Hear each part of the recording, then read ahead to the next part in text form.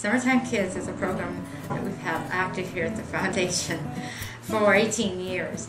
It grew from a need in the community for extra things for kids to do in the summertime. So it's used for in various ways. Sometimes it's used for recreation.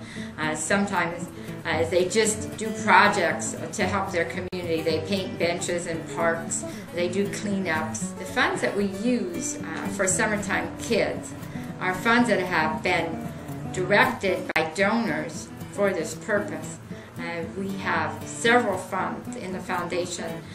One is called William E. Shanafelt Philanthropic Fund. Another is called the Hillman Fund. And we have another one called Hieronymus that we use specifically for children.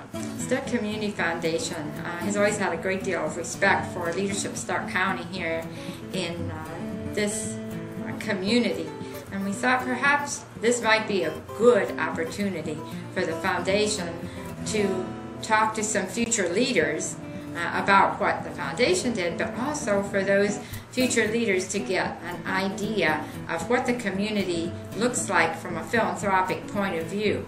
Leadership of Stark County is quite pleased to partner with Stark Community Foundation to help them expedite the Summertime Kids project. We're going to be supplying with volunteers, a diverse group of individuals, community leaders who want to learn more about community. And we think this is an excellent way for them to create a pool of volunteers to help facilitate the grant-making project. There's a lot to be learned. One is that they'll understand more about the Stark Community Foundation and the good works that it does. They're going to learn about its workings, and also they'll also be able to learn about becoming a donor themselves.